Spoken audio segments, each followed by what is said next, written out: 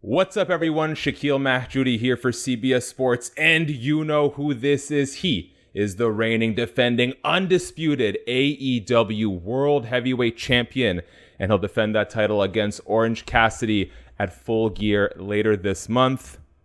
Jon Moxley, causing a mess everywhere he goes, destroying everything in his sight. How's it going, my man? Very good. Am I really destroying things? That is one way to look at it. Or there's a time to build and a time to destroy. There's a time to do both. There's a season for everything, and that is one way to look at it. I can hear the TVs in the background. I walk through the halls, and they tell the announcers or whoever yelling like, "Oh, hell bent on destruction and burning down and all these things," and it's idiots destroy things, children destroy things. uh what we are doing is building and creating, and that is a different thing entirely. And uh there's a very basic, narrow-minded way of looking at things. It's a quick reaction to unexpected stimulus, and I understand, but hopefully more people see the clear picture as time goes on. You know, I was going to ask what you think people are getting wrong about what you, Pac, Claudio Castagnoli, Wheeler, Marina Shafir are doing, what the intentions are, but I think you just answered it. So let me pivot real quickly, John, before we get into the AEW-ness of all this. I think the only time you and I have ever spoke was when I was interviewing Renee as you were driving her to the airport. And I had asked her at the time if she were to take part in an MMA fight, because I know her and Misha were kind of waxing poetic about it, what her walkout song would be. I don't remember what she said, but I remember that you hated it. What should Renee's walkout song be if she takes a fight? uh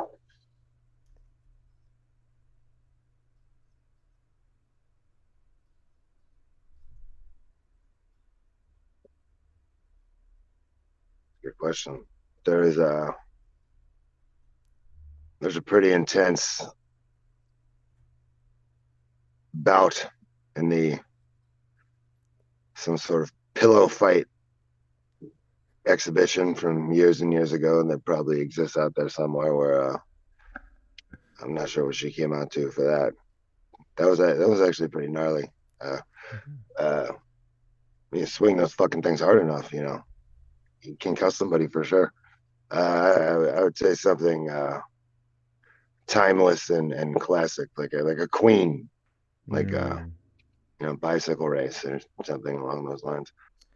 I think there's a really interesting dichotomy about what you guys are doing now in the sense that, and let me preface this by saying, like, there's no shortage of AEW success actively happening, new media rights deals securing the future, a bump in TV rights, etc. But there is, I think, a portion of the fan base, some in bad faith, some in good, that feel like there's been a spark missing lately that sort of followed the promotion over the last few years, and that's what I think makes a sort of dichotomy of you guys trying to build something new in AEW quite interesting. When, for you, when did you notice that there was something that required changing in AEW? At what point, what sort of motivated you to take this stance? Spent about 2 months just thinking and reading books and walking around downtown Cincinnati at 3 o'clock in the morning, thinking, as I'm one to do.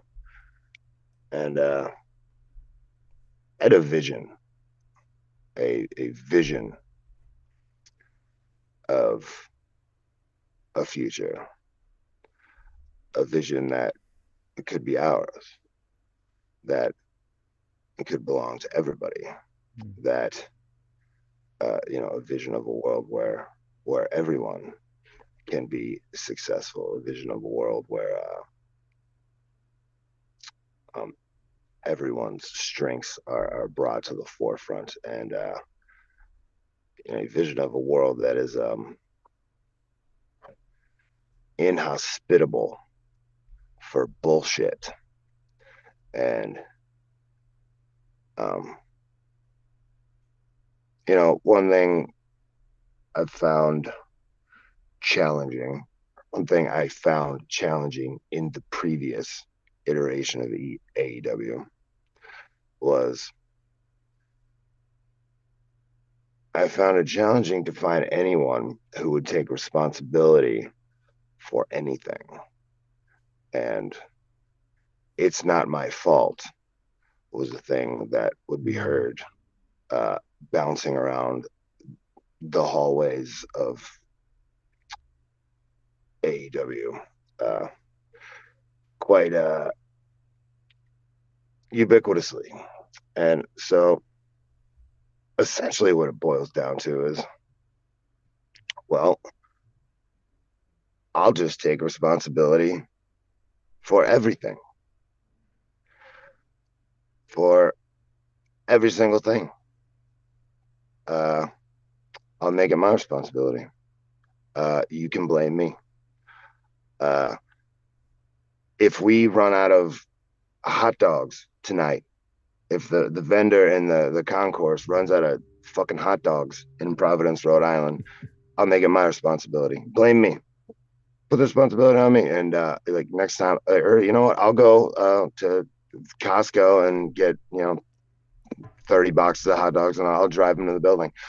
I'll make sure that we have enough for next time. I'll have my wife fucking bake cookies for 3 days straight, and I'll fucking drive them to the building myself. Like whatever I got to do to there's stuff that just it can't not get done. Mm-hmm. It can't not get confronted. Like there's no other. So I'll just do it myself. And I can but I can rely on the person to the right of me, to the person to the left of me, and they can rely on me to do that. And that's my group, that's my circle, that's what we're doing. And that circle will grow. And none of this stuff happens overnight. None of this stuff it's nothing. You just press a button and all of a sudden everything looks entirely different on the surface. I mean the whole thing, the as far as companies go, it's only 5 something years old, and so you totally start out with you start out with 2 hours of TV, and that's one thing, and then 3, then 5, and then now it's a different thing. Now it's and if you don't have the infrastructure to support, you fall to the level of your systems, right? So if the branch pops out of the dirt before it's ready, it will not have the structural integrity to hold the fruit that it bears, you see. And I think maybe we've gotten things out of order as far as one of the first things I learned in wrestling, that you don't know how to do anything. You learn how to they didn't even let me in the ring, for like a month or two, learn how to lock up and do things and all this before you even get in the ring. The only time you get in the ring is, you learn and you learn how to fall down and do that like 50 times in a row.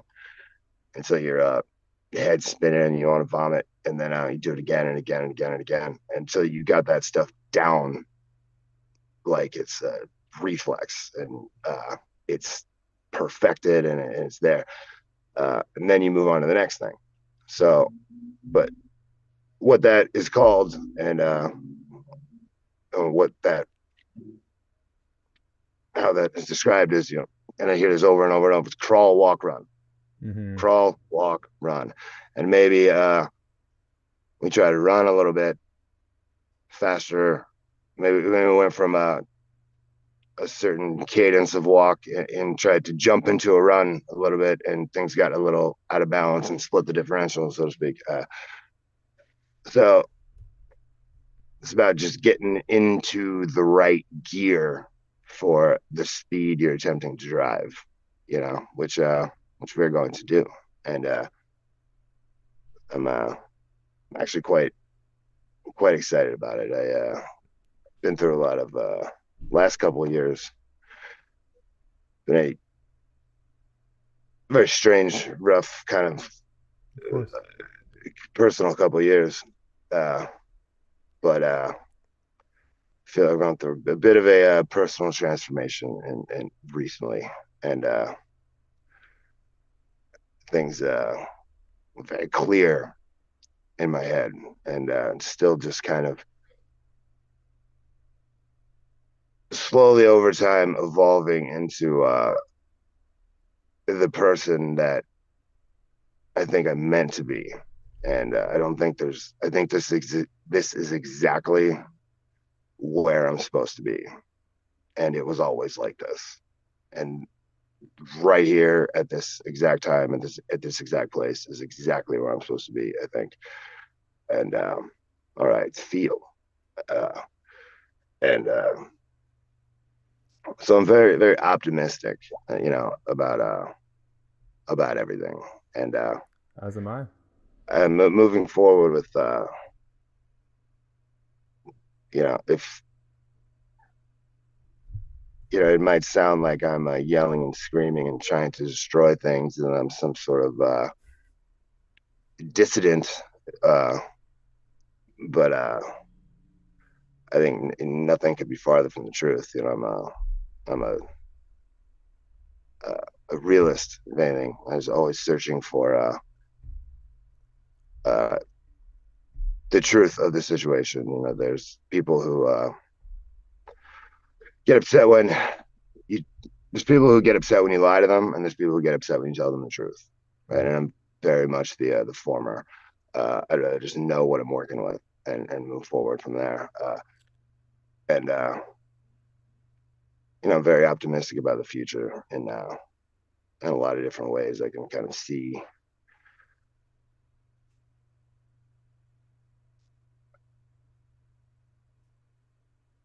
I can see the whole board, I think, and as that board evolves, we will make necessary adjustments. But it's very exciting. I agree. Very, very, very, I'm in a very exciting place right now. I think, and the cool thing for me is, like I, I don't think there's any other politer way to say this other than I don't give a single fuck. I have not one single fuck to give. Uh, so that is the attitude that I'm moving forward with, and that is the attitude my group has. This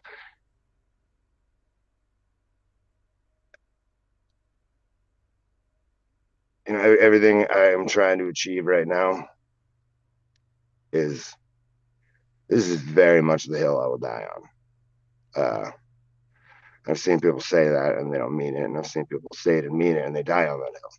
And I have no intention of dying on this hill, but this is the hill I'm prepared to die on, and it's a very exciting feeling to have. Jon, you've been so giving with your time. On the way out here, I do want to run you through some quick, sort of off-the-cuff, rapid-fire stuff, because some of the fans would kill me for it if I don't. First, what's the best utility sandwich, condiment, or sauce? For the sake of this conversation, Miracle Whip is banned from discussion. Don't want to make it too easy. I would say for utility, I would say mustard has the most variance in the ways you could take it, because you can make it sweet or savory or fairly neutral. I agree with that. Sorry, let me close that real quick. Okay. I don't know if you'd remember this, but after a CZW match in 2010, you said you wanted to face Dave Batista, who was retired at the time. When you think about the fact that you shared the ring with him 4 years later, what goes through your mind? I didn't even really think about that. Crazy. Those that my memory of a lot of those years on that particular circuit are quite uh, memory of those can be quite spotty. I was it's a different time and place. But yeah, that definitely sounds like something I would have. I'd make all kinds of outlandish claims. But yeah, I really, I fucking, Batista was cool as fuck, man. He was a cool guy. There was a match teased between you and Zack Sabre Jr. pre-pandemic. Any talks about revisiting that now that he's the IWGP World Champion? We run in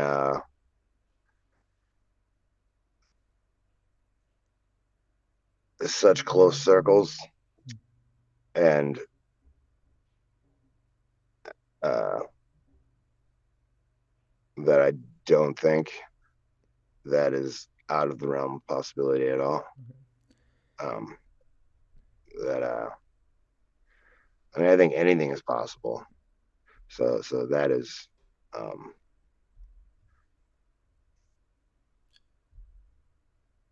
extremely possible. I think very highly of Zach.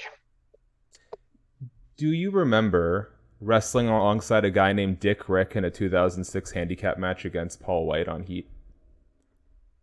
I do. All right. What do you think of everything that Dick Rick has made of himself? The thing I love about it is that a lot of this is how it's just the perfect example of like the overnight success story that took 20 years. And people think in all the walks of life, that they just have such impatience for stuff, and they give up as soon as things turn hard, and as soon as there's challenges put in front of them, and they're especially in this sport, it's such an up and down and challenge. Nobody's road is just consistent and good all the time. To the top, and just give up so quickly, and no matter what anybody told him, he just had his vision and his intention, and he just stuck with it for years and years and years and years and years and years, and never wavered. And then just all of a sudden one day, like people think they just picked him up from like out of the blue, like they had a WWE casting call one day and they just hired him, and it's like, no, it took 20 years of eating shit to get to that point, and that's a lesson people should learn from. Shout out to Dick Rick, aka LA Knight. John, I feel like the Zoom call is going to expire soon, so I'm going to keep you to a one-word answer here if possible, because I want to let you have the final word. If you're willing to share, you can keep these cards close to your chest if need be. You mentioned your group expanding over the time. Would you be willing to name a few talent that you have your eyes on in the AEW roster? You just have sort of high expectations of, even if it doesn't necessarily need to be as part of your collective. Well,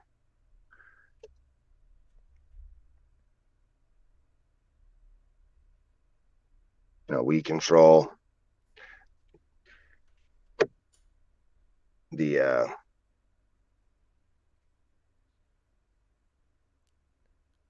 the AEW World Championship is under my command. So on paper, that is the thing that orients everyone's direction. So we hold the power, and in every sense of the word, now this is my AEW.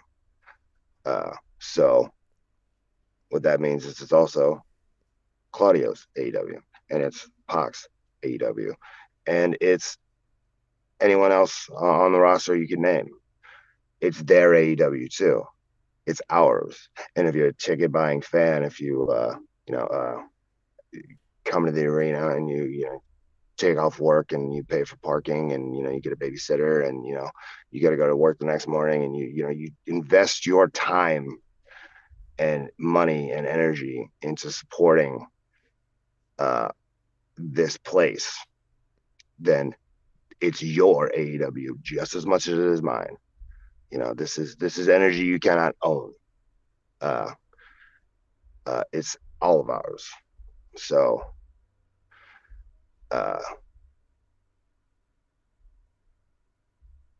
just so that's how I would look at that. Okay. Regardless of I'm tagging your hand and you're coming in the ring, or if you're on the other side of the ring and you're trying to kick our faces in, that is irrelevant. The bigger picture is we're all lined up on the same side of the ball, and we're trying to all move the ball the same direction.